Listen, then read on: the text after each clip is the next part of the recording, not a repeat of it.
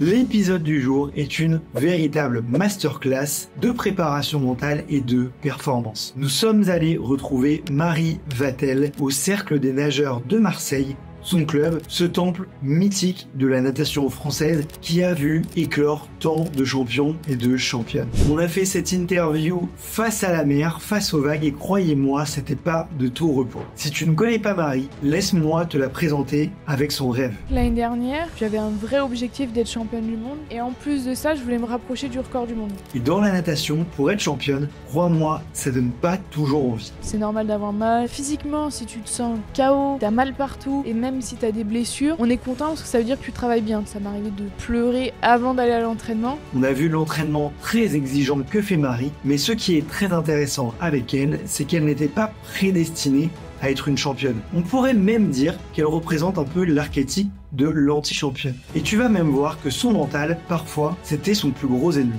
Pendant des années et des années, j'arrivais au championnat d'Europe, je craquais complètement sous la pression. Je tremblais, j'avais envie de pleurer, j'étais tétanisée par le stress. Je faisais 2-3 nuits blanches. Forcément, quand t'entends ça, tu te dis que pour Marie, c'était pas gagné. Mais dans cette interview captivante, on va voir comment elle a réussi à transformer sa personnalité, notamment avec des exercices de développement personnel et du travail très important sur son propre mental. Ça fait seulement 2-3 ans que je dis que j'ai envie d'être championne olympique. Avant, j'arrivais même pas à le dire à haute voix, ou dès que je le disais, j'avais une boule au ventre. Limite, j'avais honte de penser ça. C'est un travail que j'ai fait, de dire je peux être championne olympique, je vais être championne olympique. J'ai rarement vu une athlète appliquer autant d'exercices de préparation mentale pour elle, et je trouve que cette interview est un très beau message d'espoir pour les personnes qui ressentent beaucoup d'ambition, mais qui ont des blocages et qui n'arrivent pas à réaliser leurs rêves, ou tout simplement qui perdent leurs moyens dans les moments importants. Alors si c'est votre cas et que par moment vous avez cette petite voix qui vous empêche d'y croire, vraiment prenez un stylo et écoutez cette interview jusqu'à la fin parce qu'elle est remplie de bons conseils que vous pourrez vous-même mettre en place chez vous. J'ai vraiment adoré cette rencontre avec Marie, j'ai eu un gros coup de cœur pour elle et pour sa personnalité et elle m'a beaucoup inspiré parce qu'elle m'a vraiment rappelé à quel point l'excellence et le rêve de devenir champion ou championne met du temps à se créer et qu'il faut jamais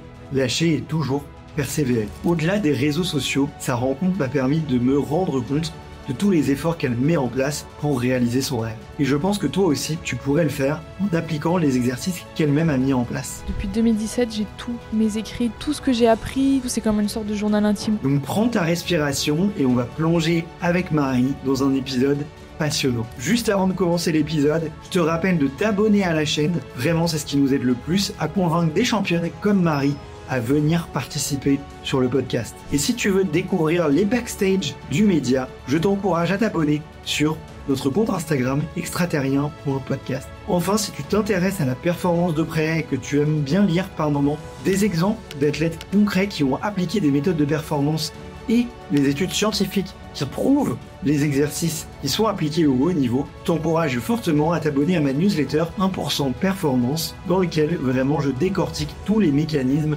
de la performance dont on entend très peu parler. Allez, je t'embête pas plus et je te dis bon épisode. Ciao.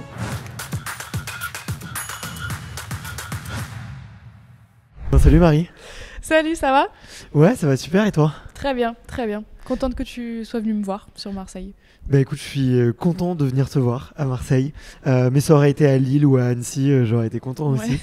Là on a une petite vue sur la Méditerranée, on est au Cercle des Nageurs, voilà. Ouais. Ton fief depuis 2020, c'est ça ? 2021, septembre Ok. 2021, ouais. Ok, d'accord. Et tu me disais que tu te plais plutôt bien ici. Ouais, non, franchement, j'adore Marseille. J'ai beaucoup de chance, forcément, de pouvoir m'entraîner ici, face à la mer tous les jours. Et voilà, très contente d'être ici. J'adore la ville, les habitants. Je suis très heureuse. Ok.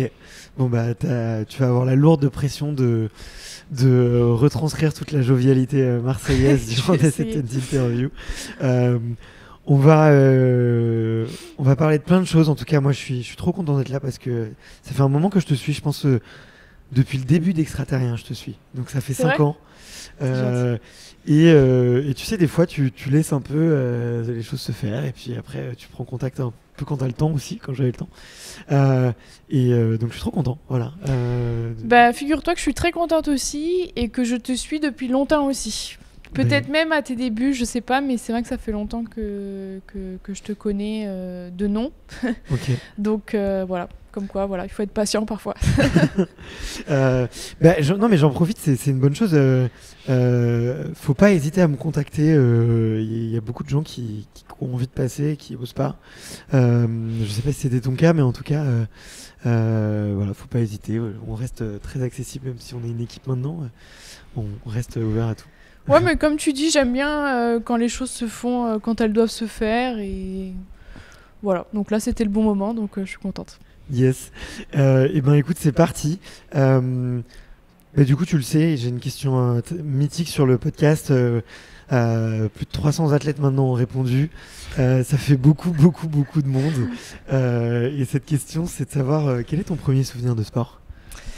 Ouais, écoute, moi, mon premier souvenir de sport, je pense que c'est quand j'étais à l'île Maurice.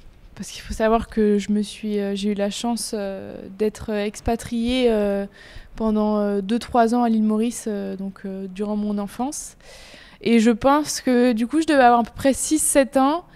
Et mon premier souvenir de sport, c'est dans le jardin, un match de foot, one-to-one, moi versus ma sœur et mon frère qui est arbitre. Et je me rappelle que vraiment, on se faisait des journées entières. On se faisait des matchs et les seules pauses qu'on se prenait, c'était juste pour boire un peu d'eau. Et après, on repartait. On était rouge et dégoulinant. Et je crois que c'est mon premier souvenir de sport, en tout cas, qui me vient en tête. Et c'est un souvenir qui m'a marqué aussi. Donc voilà, je le partage. Ouais, mais t'as d'autres souvenirs à l'île Maurice ? C'est quand même une île fantastique, presque féerique. Ouais, en fait, c'est ça, c'est sûrement mes premiers beaux souvenirs, on va dire, parce que quand je suis partie, j'avais 6 ans. Ouais. Donc, c'est mes premiers souvenirs aussi avec l'eau, tu vois, mes premiers souvenirs dans une piscine, à la mer, etc. Et ça m'a beaucoup marqué parce que, voilà, c'est quand même une très belle vie, hein, l'île Maurice, surtout quand on était expatriés, donc, t'as un niveau de vie qui est un peu supérieur à la population locale du fait qu'on était français. Et j'ai eu la chance de pouvoir aller dans des beaux hôtels les week-ends, passer beaucoup de temps dans les piscines. Et c'est comme ça aussi que je pense que j'ai développé mon amour pour la natation et mon amour pour l'eau tout simplement de manière générale. Ok. T'as appris à nager du coup là-bas ? Alors justement, j'ai appris à nager juste avant qu'on parte pour l'île Maurice pour justement des questions de sécurité. Mais c'est vrai que du coup, c'est vraiment à l'île Maurice que, on va dire, j'ai vraiment commencé à nager, à passer beaucoup de temps dans les piscines juste pour le loisir, tu vois, et beaucoup de temps dans la mer aussi.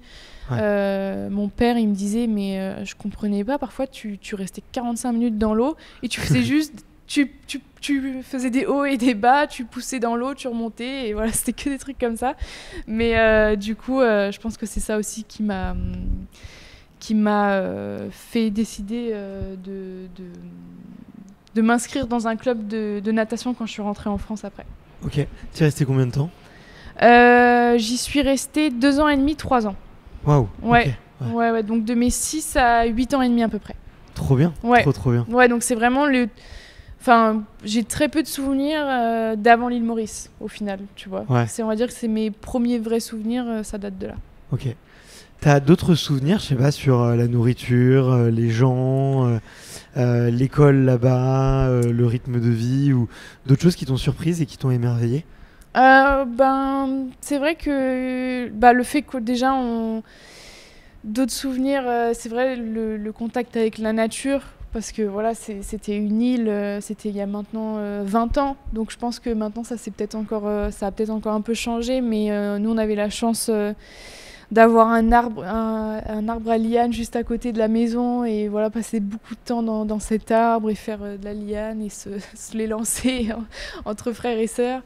Et voilà, la chance aussi de pouvoir faire du ski nautique,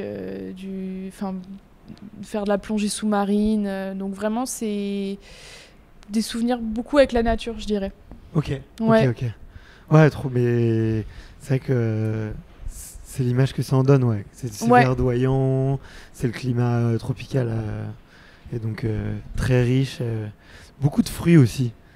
Je sais que Oui, pour oui, les fruits, ouais, c'est vrai. la nourriture, Ouais. moi, j'ai un bon souvenir de ça. Non, ouais, Beaucoup c'est de clair. poissons et de fruits, donc c'est super sain, Ouais. quoi. C'est vrai, ouais, bah, du coup, ouais, on avait nos petites habitudes, pareil, de manger dans un restaurant de poisson et tout. Enfin, en tout cas, j'en ai que des bons souvenirs et aussi avec bah, des amis,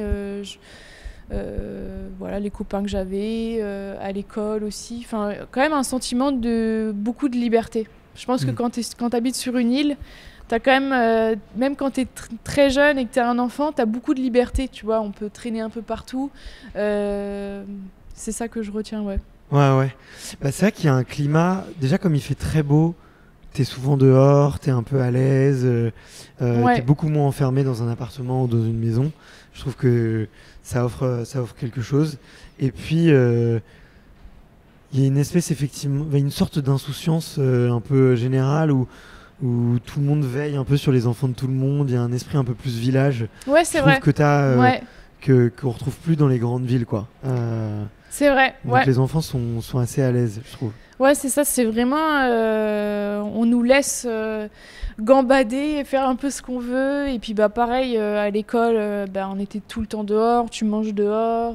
Même parfois, on avait des cours qui se passaient dehors. Enfin, voilà. Trop bien. Ouais, franchement, c'est que des bons souvenirs et je suis vraiment reconnaissante d'avoir pu vivre cette expérience-là, ouais. Ouais, j'imagine. Ouais. Et donc du coup, tu rentres en France et c'est là que tu commences la natation en club, c'est ça? C'est ça, donc du coup, ben, mes parents, ils décident de retourner en France. De toute façon, c'était prévu que ça dure à peu près que 2-3 ans. Et du coup, on atterrit sur Annecy. Et là, on me demande ben, quel sport je veux faire. Et il faut savoir qu'à l'île Maurice, on faisait beaucoup de sport. Enfin, comme je te dis, on était tout le temps dehors, on jouait tout le temps, etc. Et du coup, moi, j'avais envie de faire du tennis. Parce que voilà, ma sœur et mon frère, ils faisaient du tennis et j'adorais ça aussi. J'étais championne de l'île Maurice quand j'avais 7 ans. Et à mon avis, il y avait 3 personnes, donc ça va. Et du coup, j'ai pris tennis et natation parce que pour moi, c'était évident. Parce que quand j'étais dans les piscines des hôtels ou quand je prenais même quelques cours, eh ben, j'étais la meilleure, quoi. Et donc, du coup, naturellement, j'avais envie d'aller là-dedans aussi. Ok. T'as très vite gagné? Bah oui, très vite, oui, parce que je me rappelle que ma première compétition, c'était 25 dos, 25 crawl, et j'avais gagné les deux, tu vois. Et je m'en souviens que ça m'a marqué parce que bah, j'avais sûrement un peu de fierté et ça m'a marqué. Est-ce que j'ai décidé de continuer parce que j'étais forte? Il y a peut-être aussi un peu de ça, ouais. Ok. Bah, de toute façon, quand on est enfant, on a besoin. Il faut faut une récompense. Tu vois, moi, j'avais vu pour les 3 piliers. En fait, les 3 piliers du succès, c'est régularité, envie de progresser et avoir des récompenses. Tu vois, avoir une récompense quand tu as progressé. Et normalement, si tu as ces 3 trucs-là, répétition, des récompenses et toujours l'envie de progresser parce que ça te plaît, tu vois. Donc c'est un peu le plaisir aussi. Je pense que ça fait partie de ça. Bah, normalement, tu continues de progresser, quoi. Non, ouais, je suis d'accord. Parce que tu vois, là, même encore à l'heure actuelle, je me vois continuer, mais je continuerai pas si les résultats sont pas là, tu vois. Ah ouais? Ouais. Ok. Ça, je le sais parce que c'est trop de sacrifices et voilà, je vis aussi je fais ça aussi pour les performances et pour les récompenses, du coup, quelque part. Et si on m'enlève ça, je vois plus l'intérêt. Ok. Quelque part. C'est plus dur de prendre du plaisir après toutes ces années? Ça va faire quoi? Plus de 20 ans que tu nages? Ouais, du coup, ça doit être ça va faire 20 ans. Ça nous rajeunit pas. Non, malheureusement. Franchement, oui. Franchement, je trouve toujours autant de plaisir à être dans l'eau, en fait, et à m'entraîner. Et j'ai toujours cette envie de progresser. Et j'ai toujours cette envie d'aller chercher des médailles, des records. Ça, c'est comme au début, tu vois. Et ça, c'est vraiment un truc que j'ai retrouvé là encore plus fort il y a 3-4 mois. Parce que tu sais, l'année 2023, ça a été un peu compliqué, avec beaucoup de blessures, etc. Et du coup, justement, j'avais complètement perdu ce plaisir-là, parce que j'avais trop mal au corps. Et en fait, là, j'ai retrouvé ça il y a quelques mois et du coup, c'est encore plus de plaisir et je profite vraiment parce qu'on me l'a enlevé pendant quelques temps. Et du coup, là, vraiment, je peux te dire que oui, j'ai encore ce plaisir comme au début, quoi. Ok. C'est beau, hein. Moi je sais pas comment vous faites d'ailleurs tous les nageurs, toutes les nageuses, parce que moi je m'ennuie très vite dans une piscine. C'est vrai. Mais tu sais, genre je disais, parce que j'ai fait une conférence là à STAPS il y a pas longtemps avec d'autres nageurs, et ils nous demandaient justement comment on faisait pour garder du plaisir. Et je pense qu'on a quand même un petit pet au casse, parce que moi, quand il m'a posé ces questions, je me suis dit, c'est vrai que parfois, pour passer le temps plus vite, au lieu de respirer à droite, je respire à gauche, tu vois. Et moi, ça m'amuse, tu vois, juste de faire ça, ou juste au lieu de faire 3 ondules à chaque coulée, j'en fais 4. Enfin, tu vois, c'est des trucs tout cons, mais bon, je trouve encore du plaisir dans ça, donc je pense que j'aime vraiment mon sport et qu'on est peut-être aussi un petit peu taré, quoi. Ouais, tous les sportifs, de toute façon, à partir d'une certaine dose, c'est qu'on on est un peu accro, peu importe le sport. Ok, et il y a eu des moments où tu l'as perdu, ce plaisir, tu as mentionné l'année dernière avec les blessures, il y en a eu d'autres? Pour moi, il y en a 2. C'est sûrement du coup en 2016, où tu vois, on se rapproche des Jeux. Et en fait, je pense que j'avais vraiment des signes de surentraînement. Et vraiment, j'en étais à un stade où j'avais une boule au ventre quand j'arrivais à l'entraînement. Et j'en étais stressée.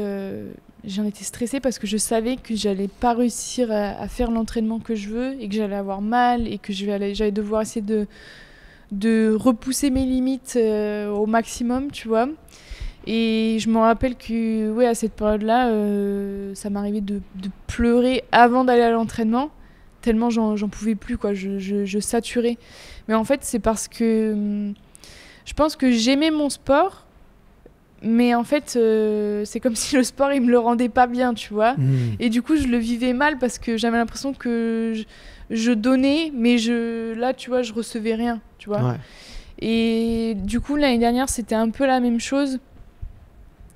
En fait, quand il y a de la souffrance physique, là j'ai vraiment du mal à aimer ce que je fais, tu vois. Et donc quand je te dis c'est des blessures ou quand je sens que vraiment mon corps il est KO, là j'arrive pas à prendre de plaisir parce que j'ai l'impression que du coup l'eau, je fais plus qu'un avec l'eau, mais genre limite l'eau c'est mon ennemi, tu vois. Et ça c'est un truc que je déteste. Je me rappelle que l'année dernière je disais j'ai l'impression que je nage dans la boue, tu vois. Ouais. Et je déteste ça et du coup c'est très dur de prendre du plaisir et l'année dernière franchement c'est le souvenir le plus récent que j'ai où là c'était dur de s'accrocher de s'accrocher, quoi. C'est quoi tes ressources justement du coup l'année dernière à ce moment-là t'es à 1 an et demi, 2 ans des Jeux, tu commences à être blessé, le plaisir il s'en va, tu vois. Qu'est-ce qui fait que tu t'accroches? À quoi tu penses? Qu'est-ce que tu te répètes pour... Alors, déjà, moi, il faut savoir que l'année dernière, j'avais envie d'être championne du monde. Donc, j'avais un vrai objectif d'être championne du monde. Et en plus de ça, je voulais me rapprocher du record du monde. Tu vois, donc qui étaient des objectifs assez élevés. Et du coup, après, peut-être que je me suis trop mise à la pression aussi. Et que du coup, mon corps, il me l'a fait sentir. Mais aussi, du coup, je me disais, vu que j'ai des objectifs très élevés, peut-être que je suis obligée de passer par ça, tu vois, par ce niveau de souffrance. Et je me disais, ça va payer à un moment donné, tu vois. Donc j'étais dans le truc et je me disais, ça va payer, dans 2 semaines, ça ira mieux. Et puis après, c'était dans 4 semaines. Et puis en fait, je me rendais compte que je repoussais toujours le moment en me disant, ça va aller mieux, ça va aller mieux. Et en fait, je m'écoutais pas moi, j'écoutais pas mon corps. J'essayais de me persuader que ça allait le faire. Donc c'était un peu ma façon de combattre un peu ça. Et j'essayais aussi à ce moment-là, je me suis rendu compte que vu que j'étais un peu triste, tu vois, que ça se voyait, que les gens le ressentaient. Et du coup, moi, à ce moment-là aussi, j'ai vraiment essayé de me dire, de combattre ça et de me dire non, d'essayer de garder une énergie positive parce que j'avais pas envie de transmettre une énergie négative. Donc je me suis vraiment aussi concentrée sur ça, c'est-à-dire garder une énergie positive, rester enthousiaste, continuer à rigoler. Et je pense que c'était aussi un peu ma façon de combattre un peu tout ça. Ouais, ok. Tu vois. C'est marrant ce que tu me fais penser, tu vois. Il y a un moment, moi, où j'ai fait un gros burn-out, tu vois, professionnel. Et c'était il y a un peu plus de 2 ans maintenant. Et j'avais ce truc où je voulais absolument le montrer à personne. Donc tu vois, je continuais de faire les interviews, j'étais à fond, je gardais le sourire, je montrais une façade très heureuse. Et je sais pas pour toi, mais pour moi, le contre-coup de tout ça, c'était que quand je me retrouvais un peu seul avec moi-même, c'était encore plus dur, quoi, parce que je me disais, tout le monde croit que tu vas bien, et en fait, dès que tu te retrouves tout seul et que tu es entre 4 murs, là, je m'effondrais, quoi. Et ouais, il y avait cette espèce d'ambivalence entre ce que je dégageais et en même temps ce que j'étais à l'intérieur. Et je trouve, ça me consommait une énergie folle, quoi, de montrer quelque chose que j'étais pas. Je trouve, c'était assez dingue. Et une des leçons que j'en ai retirées de tout ça, c'était de peut-être me livrer un peu plus, ce qui est jamais facile à faire, je trouve. Dans le monde du sport, on ose très peu se montrer vulnérable, faut être honnête. Et aussi, peut-être ralentir, sur la partie de boulot ou d'entraînement, parce que moi, ça me faisait avoir un déséquilibre total, quoi. Ouais, je comprends un peu ce que tu veux dire. Après, moi, j'avais la chance de... C'est vrai que j'ai mis du temps à me livrer, mais à un moment donné, j'ai réussi à le faire, tu vois, notamment avec mes amis très très proches. Et c'est vrai que j'ai mis du temps à vraiment leur dire ça va pas, quoi, tu vois. Mais en fait, je pense que peut-être que toi, t'étais peut-être plus fort que moi dans le sens où moi, j'essayais de cacher, mais les gens, ils le ressentaient quand même, tu vois. Et du coup... Et moi, en fait, ça m'a... En fait, c'était pas... J'avais pas envie... C'était pas cacher que je vais pas bien. C'était... Je veux pas que ça affecte mes coéquipiers. Je veux pas... C'est pas l'image que j'ai envie de renvoyer aux gens, tu vois, parce que... Mais c'est vrai que du coup, c'est ce que j'avais un peu écrit, tu vois, parce que j'avais un peu écrit du coup par rapport à tout ça. En fait, toute mon énergie, c'était pour combattre la frustration, la tristesse, la déception, l'énervement. Et du coup, toute mon énergie, c'était pour combattre ça. Ouais. Et du coup, après, oui, comme tu dis, t'as plus d'énergie pour être créatif, enthousiaste et léger, tu vois. T'es plus dans la légèreté et tout, tu vois. Mais c'est vrai, donc du coup, je pense que moi, le moment où ça a lâché, c'est quand les blessures elles sont devenues de plus en plus fortes, et que là, même en novembre, tu vois, je me suis déboîté le genou. Et en fait, je me suis dit, là, en fait, à un moment donné, tu combats trop de trucs. Et en fait, je pense qu'il faut juste que tu lâches, parce que là, tu vas encore te blesser, tu vois. Je pense que je somatise beaucoup, moi. Tu vois. Ok, ouais. Donc, c'était un peu mon alerte. C'était un peu là, je pense, mon corps qui m'a envoyé un message en disant là, faut que tu prennes le temps de, comme tu dis, de te poser, de stopper un peu tout, d'avouer que ça va pas trop et de te reconstruire, quoi. Ouais. Mais vous avez des rythmes de fou aussi, les nageuses et les nageurs. Ce que vous avalez par semaine en termes de volume d'entraînement, c'est assez dingue aussi, quoi. Ouais. Je sais pas si le corps il peut tenir. Toi, tu connais depuis longtemps ces rythmes-là, mais je trouve le temps de récupération, il est minime par rapport au temps d'effort, en fait. Ouais, non, mais c'est vrai que la natation, c'est un sport où en fait, si tu vas pas bien, c'est bien, tu vois. Je veux dire, physiquement, si tu te sens KO, si t'as mal partout, et même si t'as des blessures, limite, on est content parce que ça veut dire que tu travailles bien, tu vois. Si tu te dis, je me sens bien, limite, les coachs vont s'inquiéter parce qu'ils se disent, oula, c'est pas bon, ça veut dire que tu travailles pas assez, tu vois. Waouh. Ouais, vraiment. Donc du coup, moi, en fait, vu que j'avais cet objectif d'être championne du monde et que je savais qu'il fallait que je fasse mieux que les années précédentes ou plus, ou qu'il fallait qu'il y ait un truc en plus, tu vois. Enfin, dans ma tête, hein, je me disais, si je veux être championne du monde, il faut qu'il y ait un truc en plus. Donc du coup, je repoussais encore plus dans les entraînements. Les entraînements, ils étaient encore plus exigeants, moi, personnellement, je trouvais ça très dur. J'ai fait des trucs que j'ai jamais fait dans toute ma carrière, alors que j'avais 25 ans, tu vois. C'est pas, normalement, c'est plus, tu fais des trucs comme ça quand t'as 16, 17 ans, que t'es jeune et on te fracasse et c'est ok, tu vois. Et du coup, c'est vrai que je pense que dans notre tête aussi, c'est normal, tu vois. C'est normal d'avoir mal, c'est normal d'avoir mal aux épaules, c'est normal. Et du coup, moi, je me suis dit, bon, bah allez, c'est normal, je continue. Et je suis pas sûre que ce soit la bonne solution, quoi. Ouais. T'essayes de t'entraîner moins cette année ? De faire un peu moins de volume et peut-être plus de qualité Parce que je vois quand même beaucoup de nageurs et de nageuses qui reviennent un peu sur ces croyances-là, tu vois, ceux qui se disent faut quand même être en un seul morceau, faut aussi aller bien dans sa tête, tu l'as dit, c'est un sport de sensation. Ouais, ben moi en fait de base, si tu veux, j'ai toujours eu cette croyance-là. J'ai jamais cru au volume d'entraînement. Okay. J'ai jamais cru à tout ça, au kilométrage, etc. Et j'ai toujours eu la chance, on va dire entre guillemets, on m'a toujours protégée de ça, tu vois, de ce genre de choses. Donc et c'est pour ça que je m'en veux quelque part, c'est que j'ai un peu... Alors que c'était, je pense, une force pour moi, parce que du coup, j'ai toujours favorisé la qualité au-dessus de la quantité. Et du coup, ben, comme tu dis, j'ai toujours été heureuse, épanouie. J'ai jamais eu de grosses blessures, jamais de tendinite, quoi que ce soit. Et j'ai un peu oublié ça l'année dernière, et je pense que c'est dommage et que ça a été une erreur.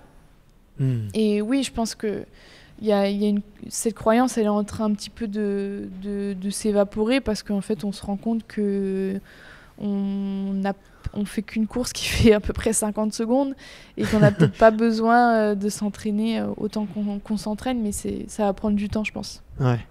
Et tu sais, c'est marrant parce qu'en comparaison avec le sprint, tu vois, j'ai vu quelques sprinteurs s'entraîner, tu vois, et pas vu de sprinteuse, tiens, d'ailleurs. Faudrait que j'aille voir aussi des femmes, mais t'en vois certains, ouais, tu vois, ils vont faire ils vont faire de la mobilité, beaucoup de souplesse, 3-4 départs, allez, un petit footing, tu vois, pour la forme, petite séance de muscu, mais attention, la muscu, on travaille en qualité et tout, puis l'entraînement, il est fini, tu vois. Et à l'inverse, en natation, c'est du sprint aussi, tu vois. Alors, l'effort, il est plus long et c'est pas la même filière, tu vois. Quoique, ouais, vous respirez à peine. Enfin, sur une minute, je sais pas combien. Ouais. C'est vrai qu'on respire pas tout le temps, du coup, mais on respire tous les 4 coups de bras à peu près. Sur une minute d'effort. Ça fait combien de respi, du coup, sur un 100 mètres pape ? Ah, sur un 100 mètres pape. Tu parlais sur le 50 mètres. Non, sur un 100 mètres pape, c'est simple, il y a quand même 20 respi. Il y a 20 respi. Ouais, ok. À peu près. Et donc une dizaine sur un 50 mètres. Et sur un 50 mètres, il y en a 0. Ou une. Une respi. Ouais. Ok. Ouais. C'est pas du tout C'est vrai que du coup, c'est pas du tout le même effort. Et c'est pour ça que les nageurs de 50, ils ont vraiment un programme d'entraînement qui est très différent du reste des autres, pour la plupart. Ok. Peut-être pour préciser aux auditrices et aux auditeurs qui ne te connaissent pas bien et qui sont aussi un petit peu moins au fait sur la natation. Il y a beaucoup de coureurs, il y a beaucoup de triathlètes aussi, mais il y a beaucoup de coureurs qui nous écoutent. C'est quoi, toi, tes distances de prédilection, et quand tu dis que tu voulais battre le record du monde, c'était sur quelle distance ? Oui, pardon, j'aurais peut-être dû commencer sur ça. Non, t'inquiète, c'était à moi de le faire. Oui, alors moi, ma distance, on va dire, de base, de prédilection depuis que je suis toute petite, c'est le 100 mètres papillon. Donc le 100 mètres papillon, c'est à peu près, là tu vois le record du monde, il est à 55 secondes. Et j'ai aussi la Et toi, chance... ton record, il est à 56, c'est ça 56-1, ouais. Ouais. Et du coup, c'est sur cette épreuve-là que j'ai fait championne d'Europe en 2021 et vice-championne du monde en 2022. Et après, j'ai aussi la chance de faire du 100 mètres nage libre, où j'ai fait vice-championne d'Europe en 2021, du coup. Et j'ai manqué la finale olympique pour un petit centième. Donc ça, c'est un peu resté. Et je fais aussi un peu de 50 crawl et de 50 mètres papillon. Ouais. Pareil, j'ai le 50 mètres papillon, je suis aussi vice-championne d'Europe sur l'épreuve. Mais on va dire que je suis plutôt nageuse de 100 mètres parce que le 50 mètres papillon, c'est pas olympique. Tu vois. Et le 50 crawl, j'ai encore un petit peu... je crois que j'ai fait 14e au jeu à Tokyo, donc il me reste encore un petit peu de travail pour essayer d'espérer une finale olympique. Ça va arriver. J'espère cet été. Pourquoi le papillon d'ailleurs ? Pourquoi le papillon ? Ça, c'est une bonne question parce que c'est vrai que c'est une nage qui est très compliquée. C'est vraiment une nage dure et c'est vrai que quand j'étais jeune, j'en ai vraiment bavé. Parce que j'ai eu une période où j'ai fait du 200 mètres papillon aussi. Mais je pense que mes qualités, qui sont la souplesse et la force et la puissance, c'est vraiment des qualités que demande le papillon et c'est des qualités que j'ai aussi, tu vois. J'ai la chance d'être très très souple des épaules et en même temps... T'es hyper laxe presque, tu pourrais je suis hyper laxe. aller chercher derrière... Ouais, je suis vraiment hyper laxe. Alors maintenant, c'est vrai que je suis très très musclée, donc... Enfin, très très musclée. Je suis musclée, donc on va dire que ça me stabilise un peu l'épaule. Mais je suis hyper laxe, je me suis déjà déboîté l'épaule, le coude. Et le genou, tu vois, tout à droite, tu vois, souvent, je pense que peut-être qu'à droite, je suis un peu plus souple. Mais ouais, donc je suis hyper laxe et en même temps, j'ai la chance d'être assez puissante et forte, tu vois, donc c'est des qualités qui marchent bien ensemble. Et les muscles que tu dois solliciter, c'est les muscles plutôt du tirage ? Oui, alors nous, c'est tout ce qui est... traction Ouais. Donc j'ai le mot en anglais, mais j'ai pas le mot en français. En pull-up ? Les lats. Ouais, les ailettes. Ouais, ouais, ça doit être ça, ouais. Les élévateurs. Oui. Et les épaules, les pecs, les trapèzes, biceps, triceps. Mais voilà, c'est surtout tous les muscles du tirage, ouais. C'est pour ça qu'on a le dos très large, souvent. Tu fais combien de tractions ? Alors, mon meilleur, c'est 20 tractions que j'ai fait pendant le confinement. Ok. Ouais. Alors, vu que je suis lourde, c'est pas... c'est bien, hein, je pense. Mais clairement, moi, je crois que mon record, il est à 18. Ok, ouais, donc c'est bien. Je fais 75 kilos là en ce moment, donc je suis assez lourd pour mon poids de forme. Ouais. Mais parce que je prépare une compète plus crossfit, tu vois. Ok. Faut que je fasse du poids là, faut que je suis en affûtage. Ma compète, elle pareil. est dans 10 jours. Ça commence moi aussi. Elle est dans 10 jours, et là il faut vraiment que je m'affûte. Donc ce soir, pas de chocolat, rien du tout. Non, je rigole, mais ouais, donc sérieux quoi, 20 tractions. Ouais. Alors bravo. moi, tu vois, après... le truc où je suis vraiment forte, on va dire, c'est peut-être aussi sur une répétition. Tu vois, j'ai déjà fait 35 kilos. Ok. Une traction à 35 kilos. Wow. Et après, en développé couché, là, tu vois, il y a quelques semaines, j'ai fait 85 kilos. Mais le truc où je suis vraiment très forte et où je peux battre un peu les mecs, c'est sur les pompes.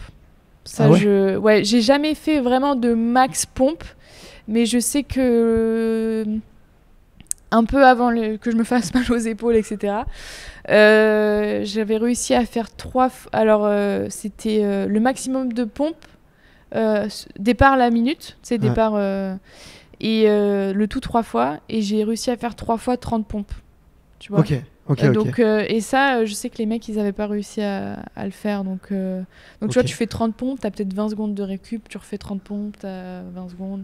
Je testerai. Ouais, test, ouais. Mais voilà, c'est un peu mes qualités premières. Plus le haut du corps que le bas du corps, ouais. Et est-ce que tu as besoin de... Sur le papillon, on voit qu'il y a une énorme ondulation, il y a une grosse importance des jambes plus, tu vois, que sur et même de la souplesse de cheville ou le petit coup de palme un peu là que vous mettez. C'est vrai. Tu fais aussi du deadlift ou du squat ou tu fais quels exercices du coup pour cette partie-là? Ouais, alors moi j'aime beaucoup, alors pareil, je l'ai en anglais, le hip thrust. Ok. Tu vois, Ouais. ça c'est un truc où pareil, je suis vraiment pas mal. Lombaire, fessier, ischio Ouais, du coup. c'est ça. Et en fait, ce que j'aime bien, tu sais, c'est vraiment, du coup, ça fait vraiment travailler les hanches et en papillon, tu sais, il y a quand même vachement d'ondulation et du coup de mouvement du bassin. Ouais. Et après, moi, vu que j'ai des douleurs de dos, tu vois, squat et tout, j'évite un peu. Ouais. Pareil pour le deadlift, mais j'en ai fait aussi pas mal. Ok. Là, il y a un exercice que je fais en ce moment qui marche bien, qui est très simple, c'est les step-up. Ouais. Donc, j'ai 2 haltères dans les mains et je monte une marche quand même qui est assez élevée. Et tu vois, c'est des exercices qui sont assez basiques, mais qui marchent plutôt bien. Ouais, pour les quadris, c'est bien, Ouais. parce que ça te fait la stabilité du genou et tout. C'est ça, ouais. C'est C'est nickel. ça, ouais. Ok. Bah, moi, je te demandais là, mon WOD là, de CrossFit que j'ai beaucoup fait. C'est tu fais 5 tractions, 10 pompes, 15 squats, Ah ouais. on 2 minutes. Ouais. Donc généralement, ça te prend... Si vraiment tu les fais à fond, ça te prend 30-35 secondes. Si tu les fais en gestion pour durer longtemps, tu te débrouilles pour faire entre 45 et 50 secondes et avoir 10 secondes de récup tranquille. Ouais.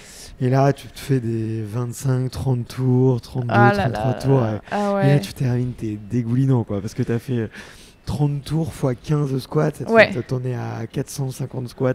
Oh, l'enfer. Et L'enfer. ça commence à faire beaucoup, ouais. Ça Ouais, commence- moi je Ça, je respecte peux. beaucoup ceux qui font du crossfit. Moi, c'est vrai que je suis pas trop crossfit de base. Tu vois, Ouais. parce que j'aime pas trop le cardio et tout, tu vois, en muscu. Mais franchement, c'est incroyable. Enfin, après, moi, le truc, c'est que je charge beaucoup, tu vois. Genre, je vais faire 7 tractions.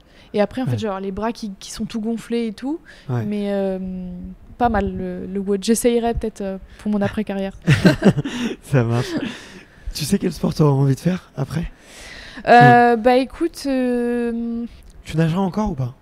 je pense que je nagerai encore peut-être un peu pour garder la forme et parce que j'aime beaucoup la sensation, tu vois. Mais là, tu vois, j'ai mes amis qui font pas mal de beach volley et c'est un sport qui me dit bien. Un peu de vélo aussi, j'aime bien. Ok. Plutôt un sport collectif, je pense. C'est vrai que pourquoi pas même faire du handball dans un club si c'est possible. Tu vois, je sais pas trop comment c'est possible. Tu vois, pour les adultes, il y a beaucoup de choix de sport collectif, mais c'est ça que j'aimerais bien faire, ouais. Si, ouais, tu peux, t'inquiète pas. Tu peux.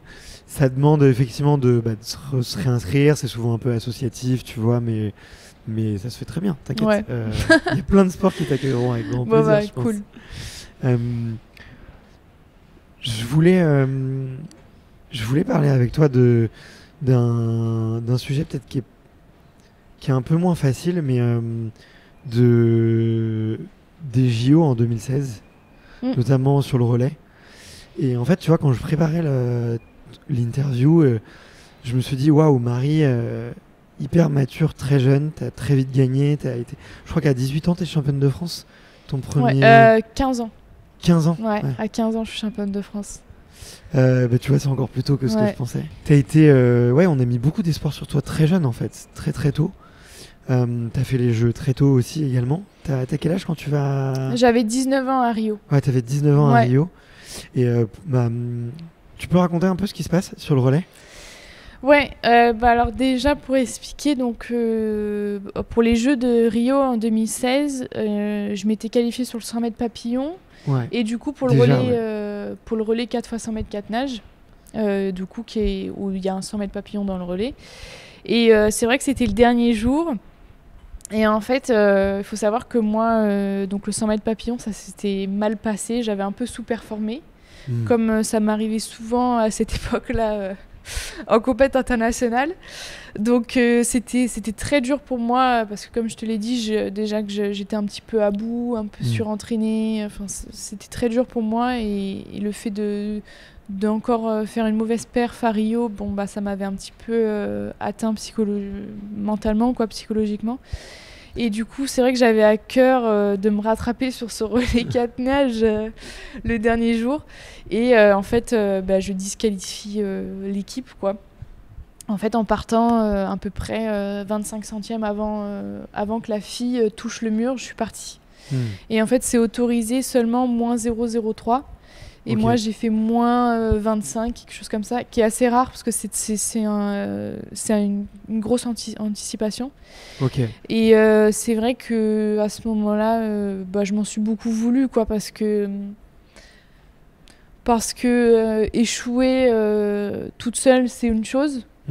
Mais comme je te dis, c'est pas. Enfin, en plus, traîner l'équipe avec moi dans un échec, ça c'était quand même un peu moins cool.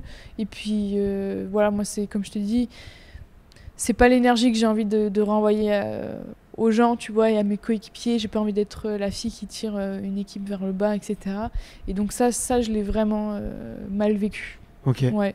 Est-ce que c'est pas tout simplement dû à un petit peu de manque d'expérience aussi, tu vois? Je sais pas à quel point tu en as fait des relais et tout, mais relais aux Jeux Olympiques, c'est quoi c'est rare, quoi. C'est la première fois.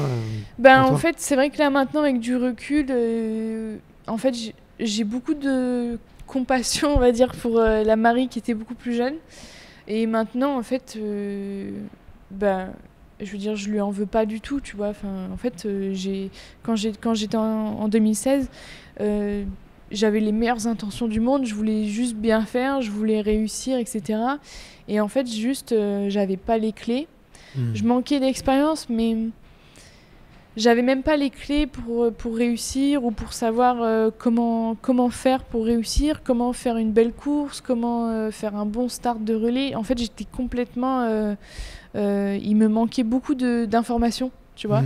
Et j'avais pas de mentor, tu vois, j'avais pas de personne qui pouvait me rassurer ou m'expliquer ou m'apprendre des choses. Et mon coach aussi, à ce moment-là, il était... on parlait très peu. Donc en fait, j'ai dû me débrouiller toute seule et apprendre toute seule. Et maintenant, je le sais avec le recul que voilà, juste, il fallait que j'avais encore beaucoup de choses à apprendre, mais moi sur le moment j'avais juste l'impression d'être nulle et de pas être à la hauteur, tu vois. Ouais, bien sûr. Et en fait donc et même aussi de céder sous la pression, tu vois, je m'en suis beaucoup voulu, alors qu'en fait c'était une volonté de bien faire, tu vois, de base, mais qui était mal faite, quoi. Moi ça me semble tellement tout petit, un quart de seconde, 25 centièmes. Je vois même pas comment... Je sais même pas si c'est visible, en fait. En fait, 25 centièmes, ouais, c'est assez visible. En fait, c'est ça le truc, tu vois. Peut-être que ce serait mieux passé si j'avais fait moins 0,06, tu vois. Parce que moins 0,06, ça existe. Il y a des relais qui se font disqualifier avec moins 0,06. Et là, vraiment, c'est très dur de percevoir, tu vois, à l'œil nu. Moins 0,25, vraiment, c'était une énorme erreur, quelque part. Mais voilà, c'est comme ça. Je pense qu'avec le recul, je m'en veux pas du tout d'avoir fait ça, d'avoir fait cette erreur-là. Mais c'est bien, tu sens en paix avec toi-même. Ouais, ça a pris du temps. Parce que ça devait être dur, ouais. Comment elles réagissent, les coéquipières, à ce moment-là? Si tu veux, sur le coup, elles me disent que c'est ok. Mais en fait, j'ai senti qu'il y avait... J'ai senti que c'était pas ok, tu vois. J'ai senti que... Enfin... Après coup, il y a eu une réunion et ça s'est un peu tombé, tu vois. On m'a un peu jeté la pierre, tu vois. Et ouais, en fait, c'est pas que je leur en veux ou quoi, mais je trouve que c'était pas nécessaire, tu vois. Genre, je m'étais déjà assez jeté la pierre dessus. Et en plus de ça, maintenant, avec le recul, ce relais-là, en fait, on n'allait pas rentrer en finale, tu vois. Avant mon relais, de toute façon, on rentrait pas en finale. Et j'ai essayé d'optimiser la course et de rattraper. Non, mais en fait, voilà, j'ai senti qu'on était un peu en retard et tu vois, je suis partie beaucoup trop tôt, mais ça partait d'une volonté de on est en retard et je veux rattraper, tu vois. Ouais. Et je suis prête à prendre le risque pour l'équipe de partir un peu trop tôt, tu vois. Mais j'aurais pas dû prendre cette décision. Quand même. Comment ça se passe? Tu vois, j'ai pas réussi à retrouver les images. Il t'arrête dans ta course ou il te laisse terminer? Non, tu fais la course. Il te laisse terminer. La crawleuse, elle part aussi parce que le papillon, on est 3e relayeur. Ah ouais. Et à la fin de la course, tu sors de l'eau. Ils te disent les résultats ne sont pas officiels. Et là, du coup, pour toutes les équipes, c'est le stress parce que tu te dis ah mince, il y a un relais qui est disqualifié. Et après, ça tombe et ils te disent laquelle équipe est disqualifiée. Okay. Et tu sais pas ton temps malgré ça? Non. Et tout de suite, moi, j'ai dit je sais que c'est moi. Je sais que c'est moi qui ai disqualifié le relais. Okay. J'ai su tout de suite parce que quand j'ai plongé, j'ai vu la fille toucher. Okay. Donc j'ai su que j'étais partie trop tôt. Ok. C'est quand même un accélérateur d'apprentissage de ouf à 19 ans de vivre ça, quoi. Je trouve.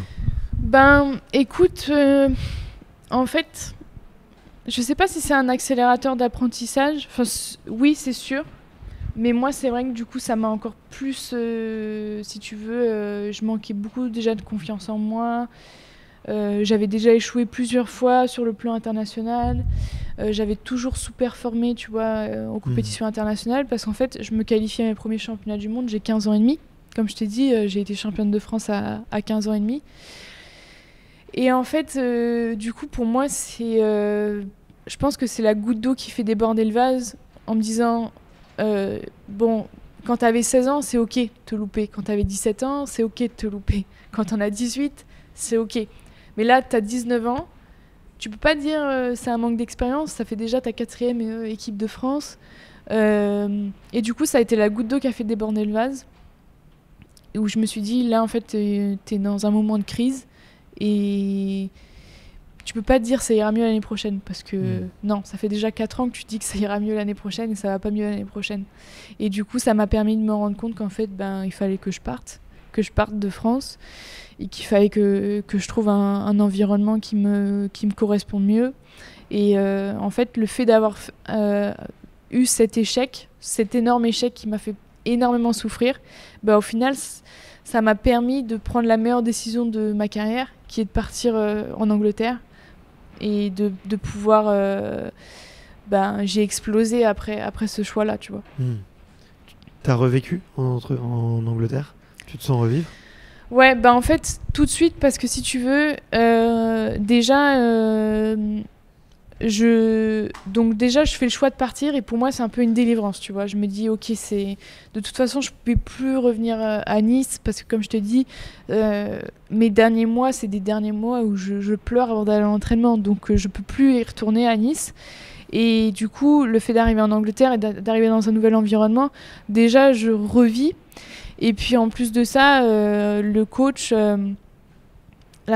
déjà je fais une réunion avec mon coach, je fais un truc que je faisais pas avant, et il me demande quels sont mes objectifs, comment j'ai envie de m'entraîner, qu'est-ce que j'aimerais bien faire, quelle planification j'aimerais bien avoir, quelle compète je veux faire, etc. Et là en fait, pour la première fois, je me rends compte qu'en fait, je suis responsable de ma perf, tu vois. Et on t'a rendu autonome, quoi. On m'a rendu autonome et on m'a donné cette responsabilité, en fait, que j'avais besoin, en fait, parce qu'avant ça, je faisais confiance à mon coach, je demandais pas de questions, je posais pas de questions, je suivais bêtement, et du coup, j'avais aucune connaissance de comment mon corps fonctionne, quelle perche je suis censée faire, combien de coups de bras je suis censée faire, combien de respi, etc. Vraiment, j'étais... Et là, du coup... j'arrive en Angleterre et en fait, je me rends compte que voilà, il y a tellement de marge de progression parce qu'en fait, je connais rien. Et là, on me donne la chance aussi de pouvoir être actrice dans ma performance à 50-50 entre moi et mon coach, tu vois. Et là, ça change tout, tu vois. Ok. Qu'est-ce que tu mets d'autre en place justement pour être plus autonome? Tu as parlé de l'écriture un peu, tu as parlé de fixation d'objectifs. Alors après, du coup, en 2017 aussi, je commence un travail avec un préparateur mental. Ouais. Mais en fait, je commence à m'intéresser à la perf. Tout simplement, je commence à regarder des courses de filles qui nagent vite. Je commence à compter leurs coups de bras. Je commence à regarder les statistiques, les performances. Je commence à m'intéresser à la préparation mentale, à la récupération, etc. Et là, j'apprends énormément. J'apprends la nutrition. Alors qu'avant, comme je te disais, en fait, je suivais le flow. À aucun moment donné, je me suis posé une question. À aucun moment donné, je me suis posé la question comment je construis ma course, tu vois, au jeu. Avant, je plongeais et je faisais, c'est tout. Et maintenant, je sais que il y a plein d'étapes, tu vois, pour réussir une course. Mais avant, je les connaissais même pas, ces étapes pour réussir une course. Et du coup, je fais tout ce travail de recherche avec mon coach et dans mon coin aussi. Et là, c'est trop cool parce que du coup, je me rends compte qu'en fait, tout ce travail-là, ça paye dans mes courses, enfin dans mes performances, quoi, après. Ok. Ouais, tu t'es mis à décomposer, à analyser, à essayer de structurer tout ça. Ouais, vraiment, je suis partie de zéro et j'ai commencé à tout analyser et à tout décomposer. Voilà, c'est ça. Parce qu'avant, je plongeais, je faisais mon truc, je sais même pas combien de coups de bras, combien d'ondulations je faisais, j'en sais rien. Je touchais le mur. Et maintenant, genre vraiment, j'ai décomposé. Ok, les 15 mètres, combien d'ondules je fais pour arriver aux 15 mètres. Après, les coups de bras, comment je fais, quelle est ma technique de respiration, etc. Et en fait, du coup, ça m'a donné aussi beaucoup de... ça m'a permis aussi de déstresser. Parce qu'en fait, avant, j'avais l'impression que je contrôlais rien. Alors que maintenant, je savais sur quoi me concentrer avant une course, tu vois. Donc ça m'a beaucoup aidé. Ouais, c'est rassurant. Ouais, après, c'est sûr qu'il faut pas tomber dans le trop de statistiques, trop de data, trop de machin et tout, parce qu'après, ça peut être contre-productif. Mais à ce moment-là, pour moi, c'était vraiment un game changer. Ouais, c'était nécessaire, ouais. C'est aussi normal à 19 ans de pas avoir conscience de tout ça. Enfin, je veux dire, moi, je suis pas sportif de haut niveau. Mon métier, c'est de monter des boîtes et c'est de créer une entreprise, tu vois, créer un média. Tu vois, je me suis intéressé que cette année au sommeil, tu vois. Donc je suis devenu un monstre sur le sommeil. Là, je suis en train de préparer un peu des contenus dessus parce que je pense qu'il y a plein de choses à en apprendre. Mais tu vois, on me l'a pas appris à l'école, on m'a pas aussi, tu vois. Moi, j'avais des coachs, mais ils m'en ont jamais vraiment parlé. Tu vois, ils me disaient dors bien. Mais qu'est-ce que ça veut dire dors bien T'es marrant, oui, couche-toi tôt. Et en fait, tu peux optimiser de plein de manières différentes. Des fois, tu as un déclic où tu as envie de t'intéresser à tout et à commencer à optimiser tout, à tout regarder, et ça te fait beaucoup progresser. Mais c'est aussi normal que des fois, ça vienne pas naturellement, quoi, je pense. Ouais, c'est sûr. Mais en fait, moi, ce que je regrette quelque part, c'est que personne... parce que, tu vois, personne m'a accompagné là-dedans quand j'avais 16, 17 ans, tu vois, et que tu es quand même une nageuse en équipe de France. Je trouve ça dommage qu'on m'ait jamais appris ce genre de choses, tu vois. Et parce que je pense que quand même, quand tu as 16, 17 ans, tu es capable de comprendre certaines choses et tu peux déjà être un peu responsable de ta performance. Et en fait, tu vois, moi, je m'en suis rendu compte qu'il y avait des filles qui sont championnes olympiques à 16, 17 ans. Et moi, dans ma tête, je me disais, mais en fait, ces filles-là, c'est juste des talents bruts incroyables, tu vois, ce qui est vrai.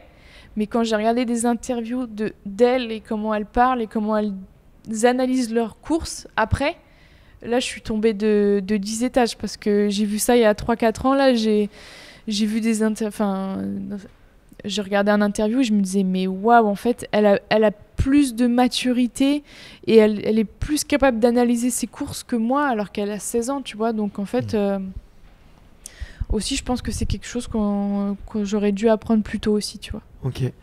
Écoute, tu me donnes trop d'idées. Enfin, tu vois, moi, un des constats que j'ai quand même, tu vois, après plusieurs interviews, c'est que il n'y a pas de référence en France sur la performance au sens large. Tu vois, au sens un peu global du terme, c'est-à-dire, ok, comment tu construis ton entraînement, comment tu le structures. Alors, sur la partie vraiment entraînement, il y a, mais tout ce qui est en dehors, sur le mindset de mesurer, se fixer des objectifs, structurer, comment tu te fixes des étapes un peu intermédiaires, comment tu progresses effectivement sur le sommeil, sur la récup. Je trouve qu'il n'y a pas grand-chose. C'est assez vide. Ouais. Ben, tu vois, alors moi, tu vois, d'autant plus pour une personne comme moi, qui est un peu, tu vois, on dit souvent que je suis un peu dans ma bulle, tu sais, un peu dans les nuages, etc. Et ben, en fait, quand je suis arrivée en Angleterre, j'ai découvert ce monde-là. Tu sais, en Angleterre, ils sont très carrés quand même sur plein de choses. Et en fait, ça m'a vraiment aidé à structurer les choses et à comprendre mes entraînements et à comprendre tout ça. Et tu vois, je suis arrivée et comme tu dis, mon coach, il y avait plein de bulles, tu vois, il y avait des schémas, il y avait des graphiques et tout. Il me disait là, nutrition, quels sont tes objectifs en nutrition, en muscu, tes objectifs en musculation, voilà, développer l'explosivité sur les jambes, continuer à développer sa force sur les bras, le sommeil, la préparation mentale. Et en fait, sur chaque bulle de la performance, tu vois, il y en a plein des bulles de performance, il y avait des objectifs, tu vois, et en plus de ça, des objectifs qui étaient mesurables aussi, tu vois. Ouais. Et là, en fait, c'est pour moi, à cette époque-là, c'était hyper, oui, rassurant. Et en même temps, je me disais, waouh, j'ai tellement d'aspects sur lesquels je peux progresser. Et c'est vrai que c'est bête, hein. Les gens vont se dire, mais c'est fou, elle est allée au jeu et elle connaissait pas ça. Mais je connaissais pas du tout. J'avais zéro conscience de tout ça, quoi, tu vois. N'aie pas de honte, hein. Je pense qu'il y a beaucoup d'athlètes qui n'ont pas conscience de tout ça. Et je trouve que ça, c'est mon constat. Plus un sport est accompagné, tu vois. Typiquement le foot, le sport le plus accompagné au monde, moins les athlètes sont au courant. C'est-à-dire, tu vois, plus ils se laissent porter. Ok, il y a des haricots et du riz à la cantine, je mange des haricots et du riz à la cantine, tu vois.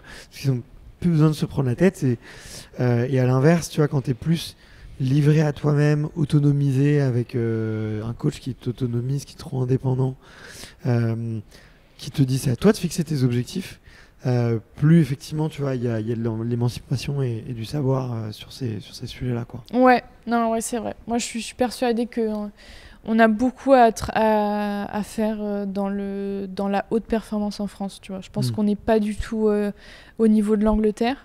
Ok. Et ouais, la chose principale, comme tu dis aussi, je pense, c'est qu'on veut pas leur donner cette autonomie non plus, tu vois. J'ai l'impression que quand même, c'est un truc où on n'a pas envie de donner un petit peu de pouvoir aux athlètes. Ils doivent être juste gentils et suivre ce qu'on leur dit. Et ça, j'ai l'impression que c'est un truc qui est très français et qu'il n'y a pas en Angleterre, tu vois, où il n'y a pas ce truc de hiérarchie entre les coachs et les athlètes. C'est non, viens, on travaille ensemble et ce que tu as envie de faire, on le fait, tu vois. Parce que moi, par exemple, quand j'étais jeune, on m'a forcé à faire des 200 papes. J'ai toujours détesté cette épreuve. C'est une épreuve horrible. C'est la pire épreuve au monde.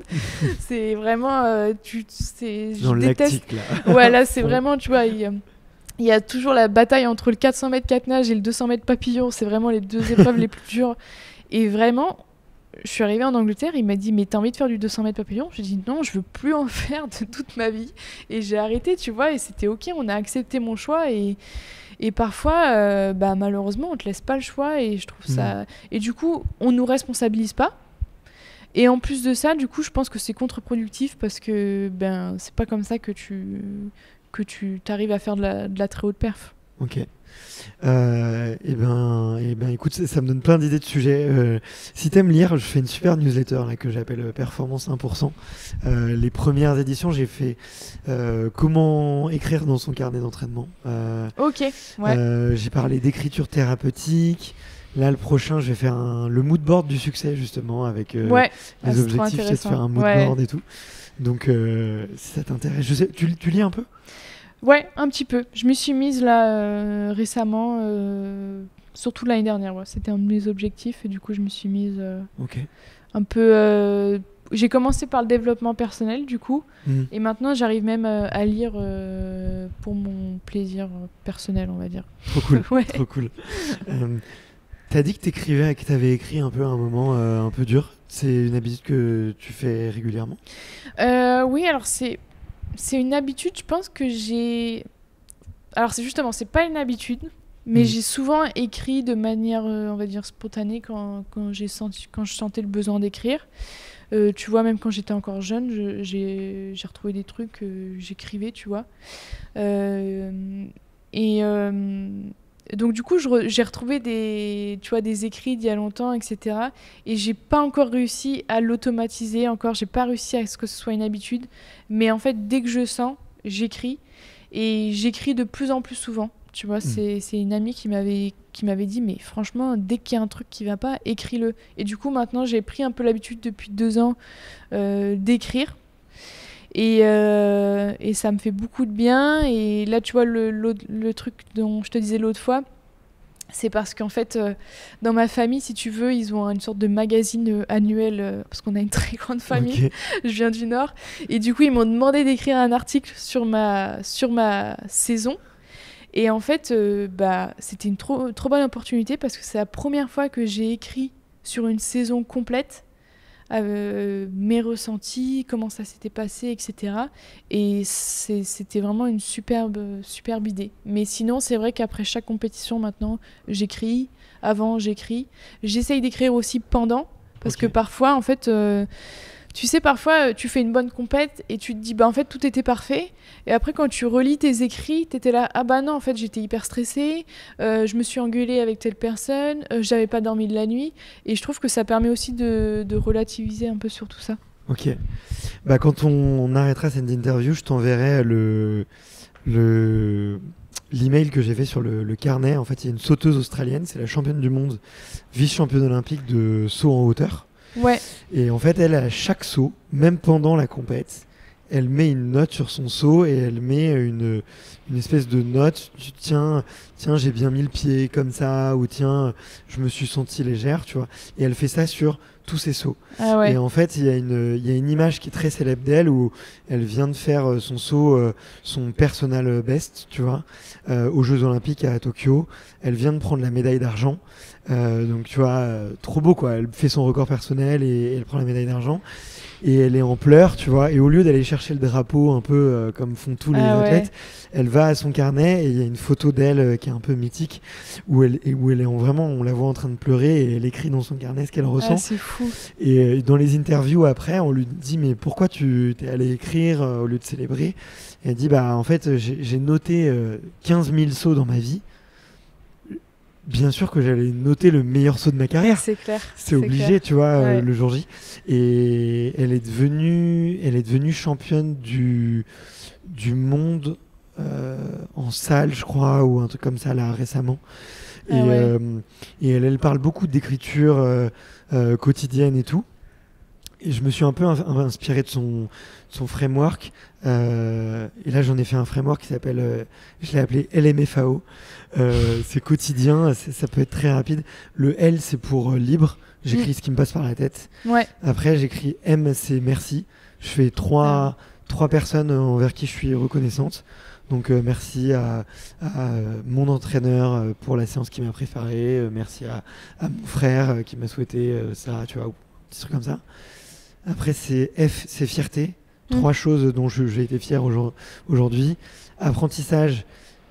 3 apprentissages, ça c'est trop bien parce que ça me force à penser à des échecs de la veille mais que j'essaie de transformer en apprentissage. Et après O, c'est objectif, mon objectif de la journée. Tu vois, et là aujourd'hui c'était faire une super interview avec Marie. Tu vois, j'ai mis 3 intentions, c'est la faire sourire et lui faire passer un bon moment, tu vois. Ouais, très bien.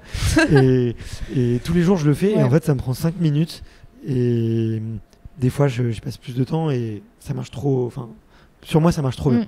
Donc, moi c'est vraiment quelque chose que j'aimerais réussir à faire quotidiennement, mais tu vois, par exemple là en 2023, tu sais, avec toutes mes blessures et tout, je rentre de compétition et moi en fait j'ai tout sur mon iPad. Moi depuis 2017 j'ai tous mes écrits, tout ce que j'ai appris, j'ai même des audios, etc. De mes j'ai tout, c'est comme une sorte de journal intime aussi. Je me le suis fait voler. Ah ouais, ok. Et là je te jure que c'est vrai, j'avais l'impression que c'était un deuil parce que j'avais l'impression d'avoir perdu tous mes apprentissages, tous mes souvenirs, tout mon travail mental. Tu vois, je travaille aussi pas mal avec des métaphores, des trucs un peu visuels, etc. Et vraiment, le fait qu'on m'ait volé ça m'a fait... Parce qu'on m'a tout volé. Enfin, je me suis fait voler mon sac à dos, donc j'ai perdu beaucoup.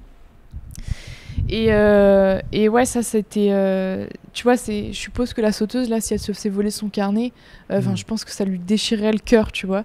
Et du coup, moi, c'est vrai que. Donc, c'est important pour moi aussi. J'ai eu trop de chance parce que j'avais pas activé iCloud. Donc, maintenant, tu sais, non, mais attends, on va pas leur faire de la pub. Je sais pas, j'ai passé une semaine, mais vraiment à broyer du noir sur cet iPad parce que pour moi, c'était vraiment, j'étais en deuil, quoi. Et je vais me racheter un nouvel iPad et j'avais pas activé iCloud, mais il y avait une sauvegarde automatique qui avait été faite. Je sais pas comment c'est possible parce que moi c'était sur une application externe, enfin j'en sais rien, même le gars d'Apple m'a dit je sais pas comment c'est possible. J'ai récupéré toutes mes notes et tout. Trop bien, tu vois. Et pareil, du coup j'écris souvent et je suis trop contente parce que tu vois là encore maintenant, hier je relisais tous mes apprentissages de ces dernières années parce que pour moi c'est important de les écrire et j'aimerais l'automatiser encore plus, mais bon. Okay. Ça prend un peu de temps. Ouais, bien sûr, ça prend. Il y a quoi dans. Est-ce qu'on peut faire déjà la pub de l'application que tu utilises ? Notability. Ok. Alors, je sais même pas si c'est. Comme je te dis, vu que ça fait longtemps que j'utilise, ça se trouve, il y a 36 000 fois mieux sur le marché, j'en sais rien. Ok. Et du coup, tu peux stocker tout, faire des tableaux Ouais, alors. Tu peux dessiner, faire. Moi, je fais tout avec du coup le stylet, tu vois. Ok. Mais. Ah, donc t'écris avec le stylet. Ah oui, j'écris. Ok. Ouais, j'écris avec le stylet, je fais des schémas, des dessins. Tu peux surligner, tu peux faire des formes géographiques, tu vois, parce que moi j'aime bien faire des bulles aussi. Et du coup, pour tes entraînements, tu te fais tous les jours une note différente avec la date de... Non, moi c'est par saison en fait, tu vois. Et là du coup, là j'ai relu, tu vois, toute la saison 2021, tu vois, 2020-2021, donc la saison olympique. Je me suis dit, tiens, vas-y, je vais la relire parce que là je suis en saison olympique. Et du coup, je scrolle comme ça et je lis tout. Et il y a... En fait, c'est un peu un... Il y a tout, il y a mes apprentissages, mes objectifs, comme je te dis, les métaphores aussi que je fais avec mon préparateur mental, et mes interrogations, mes doutes. Je raconte mes journées de compétition. Il y a toute ma journée olympique, tu vois, là où je fais mon meilleur temps, etc. Et en fait, c'est trop bien de retrouver tout ça. Ouais, ok. Mais tu sais, je serais trop. Là, en ce moment, c'est un des sujets qui me passionne, les carnets d'entraînement, les carnets de notes et tout des gens. Et moi, je sais qu'il y a d'ailleurs beaucoup d'auditeurs d'Extraterrien qui m'ont demandé que je partage les miens pour voir un peu ce qu'il y a dedans. Même si j'explique les protocoles, tu vois, on veut toujours savoir comment un peu les autres structurent leur truc, mais c'est hyper intéressant. C'est hyper intéressant. Tu vois, moi, c'est vraiment très spontané. Tu vois, la dernière chose que j'ai faite là, je me sentais un peu stressée. Et je me suis fait une pyramide des priorités, tu vois, genre une sorte de pyramide de Maslow avec mes priorités, tu vois, la base et tout. Et du coup, ça m'a permis de vraiment hiérarchiser mes priorités. Tu vois, je sens que j'ai besoin de l'écrire, de le dessiner pour que ce soit plus clair pour moi. Parce qu'en fait, quand tu es quelqu'un d'un peu stressé comme moi je peux l'être, le fait de le poser... Bon, moi, j'allais dire sur papier, mais moi, je mets tout sur l'iPad. En fait, ça me déstresse. C'est comme si, hop, ça y est, je m'enlève ce stress et je le pose, tu vois. Ouais, bien sûr. Ouais. Mais je suis un peu comme toi, tu vois. J'ai besoin que ça sorte de ma tête et comme ça, au moins, c'est cristallisé. Ça existe pour mon carnet, mais moi, je suis un peu libre. Ouais. Trop bien. Et puis, je te recommande un autre exercice si tu aimes bien regarder dans le passé. Je le fais avec... c'est ma coach qui m'a conseillé de le faire. C'est en gros, j'ai un fichier, je pourrais te le montrer, tu vois, qui s'appelle Fierté 2024. Et j'en ai un pour tous les ans. Et dedans, je note dès qu'il y a un truc qui me rend très fier, tu vois. Donc, je sais pas, j'avais noté le marathon quand je l'avais couru. J'avais noté, je note vraiment les trucs qui me rendent très fier. Et à la fin de l'année, je me pose et je vais dans mon application de photos et j'essaye de retrouver une photo qui correspond à ce moment-là, tu vois, qui m'est fait penser. Et après, je me suis imprimé toutes les photos. Donc là, j'en ai une bonne 50aine pour l'année 2023, tu vois. Et j'essaye de les afficher au maximum, tu vois, pour me remémorer les bons moments, les moments fiers. Parce que je suis très visuel, tu vois, et j'ai besoin. Je peux vite tendance à oublier les bonnes choses si je les ai pas sous le nez, tu vois. Et du coup, publier ces photos et les mettre sur un grand mur et tout, ça me permet tous les jours, tu vois, ça me permet de rester motivé et de me dire, tiens, j'ai fait des choses qui me rendent fier et qui me rendent heureux et ça les rend concrets, quoi, très matériels. Ouais, t'as raison. Puis en plus, on a souvent tendance à oublier, tu vois, ces petits trucs où on est fier, parce que parfois, on se concentre tellement sur ce qui s'est mal passé que parfois, on l'oublie. Tu vois, genre moi, j'ai fait un truc un peu similaire pour l'année 2023. J'ai commencé l'année, tu sais, en faisant des affirmations positives. Ouais. Tu sais. Et donc, du coup, ça a commencé... En gros, je disais « je suis fière de », comme si ça s'était déjà passé. Ok. Mais que je souhaitais que ça se passe cette année, tu vois. Genre, truc tout con, je suis fière d'être championne du monde. C'est pas encore arrivé, mais vu que c'est mon objectif, je vais me le répéter un peu tous les jours. Donc, tu vois, je faisais des affirmations positives comme ça. Mais il y en avait peut-être entre 15 ou 20, tu vois. Ouais. Et j'avais proposé à mes copines de le faire avec moi aussi, tu vois. Donc, on s'était fait une soirée un peu affirmation positive. Et en fait... tu vois, genre je me suis dit mais genre l'année 2023 ça a été cata pour moi, tu vois. Enfin, sportivement. Ouais. Et en fait, j'ai relu mes affirmations positives et en fait, il y en a beaucoup que mine de rien, j'ai réussi tu vois parce que tout n'était pas lié à la perf et même ce qui m'a surpris, c'est qu'en fait, même quand les moments étaient compliqués ou quoi, il y a des choses positives à en tirer, il y a des choses que j'ai réussi à faire, tu vois, alors que c'était quand même assez challengeant. Ouais. Donc du coup, c'est un peu le même principe que toi, tu vois, genre quand j'ai relu mes affirmations, j'étais fière de pas mal de choses au final que j'avais réussi à faire, tu vois, mais je devrais imprimer. C'est pas mal, j'aime bien ton exo en tout cas. Ouais, c'était... on rigole un peu avec mes copines en ce moment parce que forcément, dans une des affirmations, j'avais mis un truc du style « Je suis fière d'avoir remporté plusieurs médailles au championnat du monde », tu vois. Et en fait, 0, tu vois. Mais donc, on en rigole. Mais en vrai, il y avait beaucoup de choses je pense que, tu vois, le fait de se convaincre de certaines choses avant que ça arrive, Enfin, moi, j'y crois en tout cas. Ouais. Allez, je fais le dernier petit truc de préparation mentale. Mais, moi, j'adore, donc tu peux y aller. Moi aussi, je suis un passionné, je suis un geek de ça, de tout ce genre d'exercice, j'en ai plein. Je discutais beaucoup avec Pierre David, qui est préparateur mental. Et lui, je lui dis, mais c'est quoi toi tes techniques à toi, pour toi, de préparation mentale ? Et il a un truc qui s'appelle la Morning Formula. Et en gros, c'est...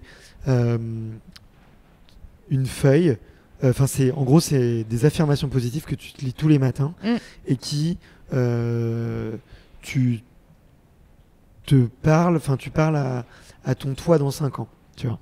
Ah ouais. Et tu trouves 5 affirmations positives qui commencent par je suis. Donc tu vois, je suis chef d'entreprise ou je suis championne olympique, machin. Après 5 avec où c'est plutôt des verbes d'action, je fais, qui sont vraiment dans le faire. Donc je m'entraîne avec toujours autant de plaisir, ou je suis un manager inspirant pour mes équipes, tu vois, par exemple. Ensuite, il y a j'ai obtenu, tu vois. Donc j'ai beaucoup de médailles dans ma boîte à médailles. J'ai un très bel appartement à Marseille, tu vois, j'en sais rien. Et le dernier, c'était je ressens. Le 4, je ressens.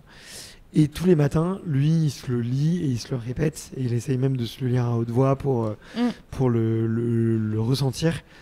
Et pour lui, ça a marché, quoi. Lui, ça fait 5 ans qu'il fait ça. Et au bout de 5 ans, tous les matins, à force de se répéter son truc, ça a fonctionné pour lui, quoi. Moi je pense que ça marche. Enfin, je suis persuadée que ça marche. Et tu vois, nous encore... on est quand même très axé sur la performance. Enfin, on a conscience que, tu vois, le mental, ça joue quand même la confiance, et y croire, c'est déjà pouvoir, tu vois. Ouais. Mais moi, j'ai des copines qui manquent un peu de confiance en elles. Et vraiment, je les force à essayer de faire ce genre de choses. Parce que déjà, rien que de dire je suis fière, je sais pas, je vais te dire un truc tout con, mais je suis fière d'avoir mon appartement, elles seraient pas capables de le dire parce qu'elles se visualisent pas être capable d'acheter un appartement, tu vois. Wow. Et du coup, c'est fou les barrières mentales qu'on se met et les croyances qu'on a. Enfin, Et ça me rend folle, tu vois. Et surtout, je pense que quand t'es une femme ou une fille, parfois, t'as encore moins de confiance qu'un homme. Et je pense que ce genre de petites choses, ça peut aider. Parce qu'en se le répétant, bah, déjà, tu l'acceptes déjà.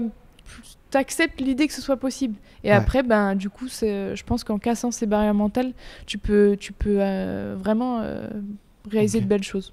C'est marrant ce que tu dis, parce que je lisais un truc justement d'un coach américain sur ça, et il disait qu'il avait certaines athlètes, effectivement c'était un peu plus féminin que masculin, qui n'arrivaient pas en fait à dire je suis championne olympique. Et qui n'arrivaient pas à se projeter, et du coup il leur demandait de faire un protocole en 6 semaines où le matin c'était juste la première semaine c'est juste écrire, tu te forces à écrire 10 fois je suis championne olympique tous les matins, 10 fois. La deuxième semaine il fallait fermer les yeux et en fait se voir soi dans la télé, en fait imaginer une photo, ou prendre une photo d'une autre championne olympique, mais mettre sa tête dessus, tu vois. Mettre sa tête dessus. Après, je crois qu'il avait commencé à lire sa propre phrase. C'est pas facile, ça. Lire sa propre phrase dans sa tête, en fait, juste la relire. Et après, commencer à la lire à haute voix. Et après, je crois que les dernières étapes, c'était fermer les yeux, s'imaginer sur le podium, tu vois, et essayer de visualiser un peu ce qu'il y a autour. Et le dire à haute voix, quoi. Et en gros, ce qu'il dit, ce qui marchait dans son protocole, c'est prendre un peu tous les points de vue, tu vois. D'abord, tu te forces, tu l'écris bêtement. Ensuite, tu prends une photo, tu mets ta tête dessus, quitte à faire du collage, tu vois, où tu découpes. Ensuite, essayer de se mettre dans la peau de la personne. Ensuite, essayer d'être le rôle du photographe, et ça marchait. En tout cas, c'est un protocole que lui recommandait en plusieurs semaines et tout. Ouais, ben moi j'ai eu beaucoup de mal, ça fait seulement 2-3 ans que je dis que j'ai envie d'être championne olympique. Avant, j'arrivais même pas à le dire à haute voix, ou dès que je le disais, j'avais une boule au ventre parce que limite j'avais honte de penser ça, tu vois. Et pareil, c'est un travail que j'ai fait, de dire j'ai envie je peux être championne olympique, je vais être championne olympique, et là tu vois, je te le dis et je ressens pas de malaise ou quoi que ce soit à le dire. Et avant, c'était impossible. Ou que je me regarde dans le miroir et que je me dise tu peux être championne olympique, je n'y arrivais pas. Et maintenant, c'est vraiment un travail que j'ai fait. Et pareil, ça passe par ce genre de choses, tu vois, des affirmations positives. Pareil, moi, j'ai fait mon photomontage. Et d'ailleurs, ça me fait rire parce que... il me fait rire, tu vois, je lui fais un truc un peu rigolo quand même parce que j'aime bien en rire. Mais... Et ouais, parfois, c'est ça, il y a des choses, on n'arrive pas à se l'avouer, ça prend du temps, tu vois, et... C'est un travail à faire. Je pense que c'est vraiment des gens qui naissent vraiment champions, il y en a très peu, tu vois. Je pense avec cet état d'esprit-là. Et je pense qu'il faut pas... Ça se travaille. Je pense que c'est quelque chose qui se travaille. Ouais, bien sûr, je suis tout à fait d'accord avec toi. Des fois, tu n'es pas dans l'écosystème, l'univers, où ce genre de choses sont un peu innées ou acquises, tu vois, et ça nécessite effectivement de faire ce travail personnel pour toi. Non, Il y a d'autres exos pour toi qui ont été game changer? Là, on est en train de faire une masterclass de prépa mentale. Game changer, pardon, vas-y, fais ton teaser. Faites-le tourner, parce que là, franchement, c'est le meilleur coaching que vous avez. Non, mais écoute, moi, beaucoup de préparation mentale, parce que moi, beaucoup de croyances limitantes et beaucoup de manque de confiance en moi. Donc, même... Avant. Oui, avant et même encore un peu maintenant, tu vois. Si mes amis te demandent, elles diront que je manque de confiance encore en moi, tu vois. Mais en fait, c'est ça. Même quand j'avais 15 ans et demi et qu'on me disait tu vas être un talent incroyable, t'as l'avenir devant toi, tu vas être très forte, et que je me suis qualifiée au championnat du monde, même à ce moment-là, je doutais énormément de moi, tu vois, alors que j'avais 15 ans et demi. Et en fait... Du coup, je me mettais une pression de malade parce que je suis quelqu'un de très ambitieuse. Donc, dès mes 15 ans et demi, j'avais envie d'être une finaliste au championnat du monde. Enfin, je me projetais déjà avec une médaille, etc. Donc, beaucoup d'ambition. Et en même temps, zéro confiance en moi pour y arriver, tu vois. Il y a toujours eu ce clash énorme entre j'ai des ambitions énormes parce que j'ai envie d'y arriver, parce que j'adore me surpasser et que c'est mon rêve et que j'ai envie de l'atteindre. Et en même temps, j'ai pas du tout confiance en moi pour y arriver. Ce qui fait que pendant des années et des années, j'arrivais au championnat du monde, au championnat d'Europe, et en fait, je craquais complètement sous la pression. Tu vois, en anglais, on dit choke, tu vois. Mais vraiment, j'arrivais plus à sourire avant mes courses. Je tremblais, j'avais envie de pleurer. J'étais tétanisée par le stress. Vraiment, je faisais 2-3 nuits blanches. Tellement j'étais stressée, dès que je fermais les yeux, tu sais, genre en mode tachycardie. Donc franchement c'était très dur à supporter, et surtout je sentais, tu vois, c'était un schéma qui se reproduisait d'année en année et j'arrivais pas à m'en sortir, tu vois. Et j'étais c'est pas possible, et c'était quand c'était 2-3 heures avant les courses, je retrouvais les mêmes choses qui se passaient les années précédentes et je me disais non, c'est comme si l'histoire se répétait et que j'arrivais pas à m'en sortir, tu vois. Et en fait, pour moi, le game changer, en fait, c'est que donc en 2017, je me qualifie pas au championnat du monde, alors que comme je t'ai dit, depuis 2013, j'étais au championnat du monde, etc. Et je le vis vraiment comme un échec parce que je suis partie 1 an en Angleterre. Pour moi, c'était un choix fort. J'avais envie de prouver à tout le monde que j'avais fait le bon choix. Et là, au championnat de France, je me qualifie pas. Donc je me dis, en fait, tout le monde va se foutre de moi, en fait, limite, tu vois.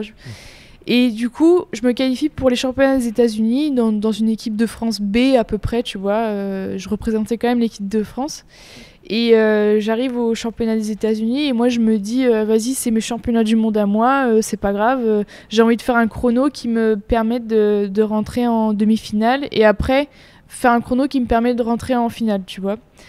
Et du coup, je fais mes séries le matin du 100 mètres papillon, parce que nous, on a les séries le matin et la finale le soir. Et là, je fais encore une contre-perf, tu vois. Et là, franchement, j'ai eu l'impression que vraiment, là, c'était fini. Je me suis dit, j'y arriverai jamais. En fait, j'ai atteint mon niveau max il y a quelques années. J'étais quelqu'un de précoce et c'est tout, c'est comme ça arrive. Et en fait, j'y arriverai pas. Et je m'en rappelle, quelque part, je me rappelle avoir abandonné, tu vois, m'être dit, bon, t'atteindras jamais les objectifs que tu veux atteindre. Et du coup, je me qualifie quand même en finale pour les championnats des États-Unis, tu vois. Et je me dis, bon, allez, Marie, c'est peut-être ta dernière course. Donc, franchement, juste kiffe. Je me suis dit, essaye de te rapprocher de ton meilleur temps, ça te fera plaisir. Et puis comme ça, t'arrêteras ta carrière sur un truc qui est pas trop dégueu, tu vois. Et là, en fait, je fais ma course, je touche le mur et j'explose mon meilleur temps. Et je fais un temps qui me qualifie, qui m'aurait permis de faire une finale au championnat du monde, tu vois. Je fais la 8e meilleure perf mondiale de l'année. Et en fait, pour moi, ça a été une rêve. Enfin, qu'est-ce que t'en penses, toi, de ça, tu vois? T'as lâché prise. Ouais, en fait, c'est ça, je me mettais tellement des objectifs trop élevés que j'échouais, en fait, parce que c'était tellement élevé. Et le jour où, en fait, j'ai décidé de lâcher et de me dire, en fait, je suis prête à perdre et c'est pas grave, juste essaye de faire ta meilleure course, mais si tu n'y arrives pas, c'est pas grave. Et en fait, j'ai enlevé 2 secondes entre le matin et le soir, tu vois, ce qui arrive jamais dans le très haut niveau. Enfin, c'est un truc de fou. Et en fait, et ça a été, et pour moi, ça c'est vraiment le moment, le game changer pour moi, parce que en fait, je l'ai vu aussi un peu comme un coup du destin, en mode non, arrête pas de nager, t'as pas encore réussi tout ce que tu voulais réussir, tu vois. Et c'est la première fois que je pleure de joie, tu vois, alors qu'avant, normalement, après chaque course, je pleurais de tristesse. Et ça a tout changé. Ça a tout changé, et quelques mois après, je fais ma première médaille internationale au championnat d'Europe, tu vois. Ça, c'est trop beau. Ouais, c'est trop beau, je suis trop... Enfin, c'est une histoire vraiment qui... J'aime bien la raconter parce que moi, elle m'émeut toujours quand j'en parle, parce que vraiment, j'y croyais plus. Ouais. Et c'est à ce moment-là que, tu vois, j'ai eu ce petit coup... Enfin, j'ai envie de dire que c'est un petit coup de pouce du destin, mais je pense que c'est aussi mentalement le fait de m'être dit vise moins haut en fait. Et en fait, en visant moins haut, ça m'a permis de dépasser mes expectations, je sais pas comment le dire en français. Ouais, tes attentes. Ouais, mes attentes, pardon. Ouais. Mais il y a une métaphore de la cible de tir à l'arc pour définir les zones de peur, les zones de génie, tu vois, où au milieu de la cible, c'est ta zone de confort. Après, tu as ta zone d'apprentissage. Après, tu as ta zone de peur et tu as ta zone de génie. Et il y a une métaphore qui dit que si jamais ta zone de génie, en fait, donc ton objectif, il est trop loin par rapport à ta zone d'apprentissage, où est-ce que tu es encore en train d'apprendre, la zone de peur, elle est immense, en fait. Et du coup, pour passer de l'un à l'autre, c'est trop dur de passer de la sauter, tu vois. Et une des lectures que j'avais fait de préparation mentale, c'était justement en permanence rester focus sur sa zone d'apprentissage à soi pour que un jour en fait la zone de peur elle devienne complètement infime par rapport à ta zone de génie, tu vois. Et j'ai beaucoup aimé cette métaphore là, tu vois, qui permet de voir un peu comment on grandit et voir un peu effectivement le déséquilibre qu'il peut y avoir entre des ambitions trop fortes, une zone de génie trop loin et un niveau actuel, tu vois. Ouais, non, c'est clair. Je pense qu'il faut quand même il faut que tu sentes que c'est quand même atteignable et que tu sentes que ce soit, tu vois, y a un truc tout con, mais on dit il faut que ce soit accessible mais ambitieux. Et si c'est trop ambitieux, et comme tu dis, il y a trop de peur parce qu'en fait, il y a beaucoup plus de chances que tu échoues que tu réussis. Et en fait, moi, c'est vraiment un truc... et encore maintenant, je me le redis. Tu vois, là encore récemment, tu vois, je reviens de blessure et tout. J'ai du retard. Je me suis fixé des objectifs. Je me suis dit, vas-y, ma première compète, il faut que je fasse tel temps. Et en fait, je me suis complètement loupée parce que c'était pas en adéquation avec ce que j'étais. C'était trop ambitieux pour ce que je sentais, les ressources que j'avais en moi, tu vois. Et ça m'a fait chier, mais je me suis dit, vas-y, redescends tes ambitions. Même si tu as envie d'être championne olympique, à l'heure actuelle, t'es même pas niveau championne de France. Donc redescends tes ambitions. Et ça m'a fait chier, mais je l'ai fait. Et du coup, j'ai reprogressé et j'ai refait une course correcte, tu vois. Et donc encore maintenant, c'est des trucs que je me dis, tu vois. Ok. Mais alors, moi, ce que j'aime beaucoup et ce qui m'inspire beaucoup dans ton parcours et ce que tu racontes, c'est que c'est concret et ça marche, en fait, tu vois.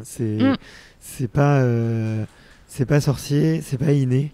Mais on peut dire la préparation mentale c'est bien, le dev perso c'est bien, mais ce qui compte c'est de pratiquer et je trouve que tu l'as fait, tu as réussi à le mettre en place et ça fonctionne, quoi. Ouais, je pense que la préparation mentale c'est un effort quand même, il faut être investi, tu vois. C'est douloureux. C'est ça, t'as raison, ça peut être douloureux et il faut se forcer parfois à le faire et à affronter les choses aussi, tu vois, et arrêter de les fuir, que ce soit ses peurs, tu vois, son manque de confiance en soi, parce que moi, par exemple, voilà... c'est dur d'avoir confiance en toi quand pendant 6 mois t'as pas fait de compétition et que tu sais que t'as pris du poids, que t'as perdu en explosivité, que t'as perdu en force, que t'as perdu en entraînement, en cardio, etc. C'est dur, tu vois, d'être derrière le plot et d'avoir confiance en soi. C'est quand même quelque chose que j'essaye de travailler et de cultiver maintenant. Et c'est des efforts constants, quoi. Et je trouve que parfois il faut s'y confronter un peu. Ouais, tu vois, il faut faire cet effort-là et parfois, comme tu dis, c'est douloureux, mais il faut le faire quand même. Ouais. C'est comme un entraînement physique. Il y a une citation qui dit derrière les efforts que tu évites se cachent les objectifs que tu cherches. Et tu vois, j'aime beaucoup ça, tu vois, derrière. Mais beaucoup de gens qui évitent un peu, tu vois, de faire de la prépa mentale ou qui skippent, qui n'en font pas trop. Ouais. Et souvent, tu vois, c'est derrière ces exercices-là, je pense que ça leur permettrait de passer un cap, tu vois. Ouais, carrément. Je pense qu'il y a vraiment un manque à gagner comme tu dis, je pense qu'il y a un manque à gagner si ils osent pas faire ce travail-là. Tu vois, en même temps, c'est un peu aussi le choix de la facilité, de se dire, je reste un peu dans ma zone de confort et je me confronte pas à tout ça. Mais je pense que c'est là que tu vois, que ça peut faire une différence entre je suis qualifiée au jeu et une médaille au jeu. Tu vois, donc je pense qu'il y a quand même une énorme différence. Et je pense que c'est à ce niveau-là. Pour moi, c'est presque que le mental qui fait la différence. Ouais, probablement. Moi, ça me semble aussi vital dans le sens où ce que je trouve hyper ingrat dans le sport, c'est que c'est très rare les moments de triomphe en fait. Tu perds beaucoup plus que ce qu'on pense. Alors, tu vois, au très haut niveau, on vous cite pour les championnats du monde quand ça gagne, quand il y a des trophées et tout, mais on voit pas tout le process et tous les moments qui sont un petit peu durs, où tu fais pas tes temps, où tu es moins en forme et tout. Et je trouve que c'est hyper dur de se comparer à à la meilleure version de soi-même, tu vois, en permanence. Et moi, tous ces exercices-là, ça me permet de me rappeler que la meilleure version de moi-même, elle arrive par moment et qu'il faut pas que j'essaie en permanence de m'y comparer, tu vois. Et que c'est plutôt une moyenne, tu vois, au jour le jour, tu vois, une moyenne qui progresse plutôt que une version parfaite et instantanée, tu vois, à un moment donné. Pour vous, dans le sport, je trouve que c'est très vrai, quoi. On a la recherche du record, et on voit pas tous les petits efforts et ce que ça demande de se bâtir comme personnalité pour réussir à ça, quoi. Ouais, tu vois, on parle de se comparer. Là, quand j'ai repris la compétition il y a quelques mois, je faisais des temps que je faisais même pas il y a 10 ans, tu vois. C'était plus des chronos d'il y a 10-12 ans, tu vois. Et tu vois, donc c'est là que je te dis, c'est dur de se dire, vas-y, j'ai quand même confiance en moi, j'ai quand même confiance dans le process et je sais que je vais y arriver, je sais que je vais faire mes meilleurs temps au jeu. Tu vois, là, par exemple, il y a 1 mois et demi, on fait une compétition et en fait, comme je te dis, je fais des chronos que je faisais en 2012 au championnat d'Europe junior, tu vois. Et c'est une journée pourrie, tu vois, parce que pour moi, je suis face à des filles qui normalement me battent jamais et elles me battent. C'est une compétition nationale, donc il y a tout le monde qui voit mon niveau, il y a tout le monde qui voit que je suis pas au niveau que je devrais être, à 6 mois des jeux à la maison, tu vois. Et en fait, je me suis dit, comment j'optimise ce moment-là, qui est un moment qui est pourri, enfin, la performance, elle sera pas là, mais qu'est-ce que je peux en tirer de cette journée-là, tu vois. Et s'il y a que 1% ou 0,5% de trucs à en tirer de cette journée, je vais le faire. Et c'est une mentalité de champion, entre guillemets, et c'est ça qui va me faire progresser, plutôt que de faire des super chronos. C'est plus de se dire, là, j'ai vraiment une journée qui est difficile, où il va falloir que je m'accroche pour pas finir dernière d'une finale, et il va falloir que je fasse face à des chronos dans lesquels j'avais plus l'habitude. Et je vais quand même me donner à 100%, je vais quand même faire mon échauffement correctement, je vais quand même me mettre dans ma bulle avant ma course comme si c'était une finale au jeu, je vais quand même faire mon activation, et derrière le plot je vais quand même faire mon petit mouvement de tête comme ça, comme si je savais que j'allais gagner la course, alors que tu vois, il y a très peu de chance. Et en fait, je pense que c'est ça qui compte le plus, tu vois. C'est dans ces moments-là qu'en fait, ça fait la différence. Et chaque journée est différente, donc ça sert à rien de se comparer à d'autres moments, tu vois. Ouais. Juste donner le meilleur de soi-même dans l'instant présent. Ouais, c'est une très belle leçon d'humilité, je trouve, tu vois, même si t'es pas au niveau, quand même donner le meilleur et répéter ce pourquoi t'es... je te cache... Répéter ta consigne, quoi. Je te cache pas que ça m'a... Je pense que j'ai jamais eu la grosse tête ou quoi que ce soit, mais ce moment-là, c'est vrai qu'il m'a vraiment remis à un niveau d'humilité très fort. Et d'ailleurs, je me suis dit, c'est fou parce qu'il y a des gens qui sont venus me parler à cette compétition, qu'avant ils osaient même pas venir me parler.